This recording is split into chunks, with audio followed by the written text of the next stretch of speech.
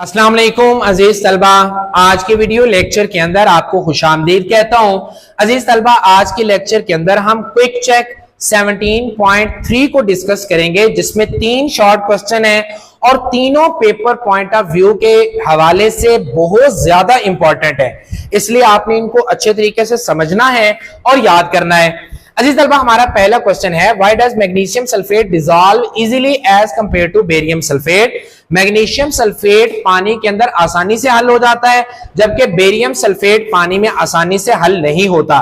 जब मैंने आपको ये लेक्चर पढ़ाया था, मैंने आपको बताया था कि कोई भी चीज अगर पानी में जल्दी हल हो रही है, इसका मतलब है उसकी हाइड्रेशन एनर्जी ज्यादा है। अगर कोई चीज पानी में हल नहीं हो रही तो इसका मतलब है कि उसकी लैटिस एनर्जी ज्यादा है। क्लियर? तो आपने इसी चीज को यहां पर अप्लाई करना है। अब देखिए, मैग्नीशियम सल्फेट पानी में ज्यादा हल हो रहा है, इसका मतलब है इसकी हाइड्रेशन एनर्जी ज्यादा है लैटिस एनर्जी के मुकाबले में, और जबकि बेरियम सल्फेट की हाइड्रेशन एनर्जी कम है, लैटिस एनर्जी जो है वो ज्यादा है। आप इसका आंसर लिखेंगे, magnesium sulphate is more soluble than barium sulphate, the smaller magnesium ion has high hydration energy which is sufficient to overcome the lattice energy and dissolve in water readily than barium sulfate। अगर आप इस answer को अपनी wording में भी लिखना चाहें तो आप लिख सकते हैं। अजीज तलबा, क्वेश्चन नंबर 2 है, how does lattice energy affect the solubility of group 2 sulphate. Lattice energy group 2 के सल्फेट की सॉल्युबिलिटी को किस तरह से मुतासर करती है।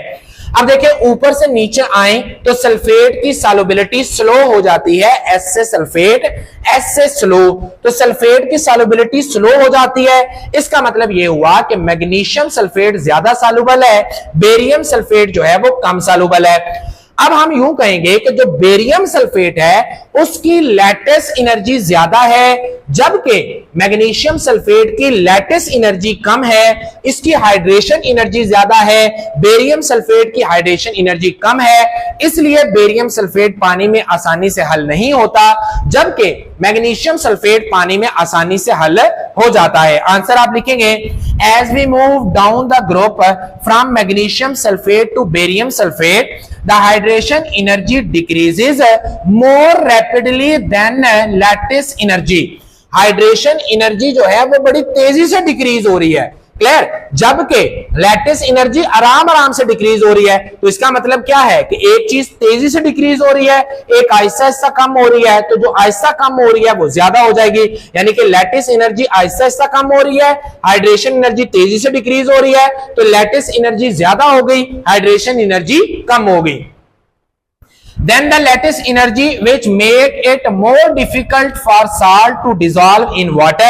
और फिर आप ट्रेंड की हेडिंग देकर आप लिखेंगे, magnesium sulphate is more soluble than calcium sulfate, which is more soluble than strontium sulfate, which is more soluble than barium sulfate।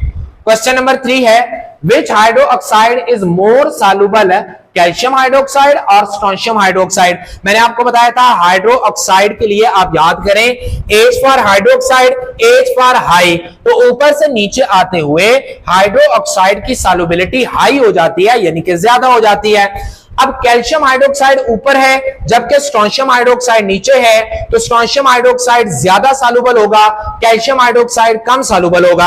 अब सॉल्युबल होने के लिए हाइड्रेशन एनर्जी का ज्यादा होना जरूरी है, तो आप लिखेंगे स्ट्रोंशियम हाइड्रोक्साइड की जो हाइड्रेशन एनर्जी है वो ज्यादा है, जबकि लैटिस एनर्जी कम है।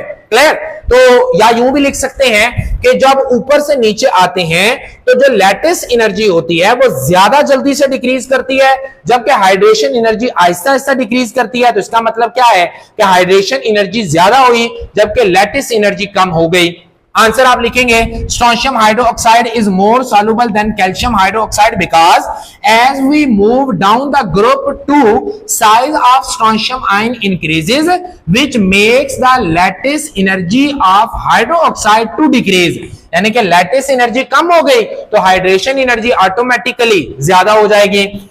And favour the solubility of strontium hydroxide. फिर आप हेडिंग लगाएंगे ट्रेंड की, magnesium hydroxide is less soluble than calcium hydroxide, which is less soluble than strontium hydroxide, which is less soluble than barium hydroxide.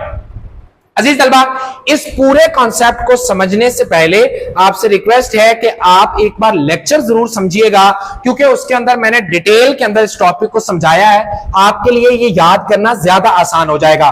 मैं side पर हूं, आप इसका screenshot ले लें। उम्मीद करूंगा कि लेक्चर की आपको समझ आई होगी। नेक्स्ट वीडियो में नेक्स्ट लेक्चर के साथ आपसे मुलाकात करेंगे।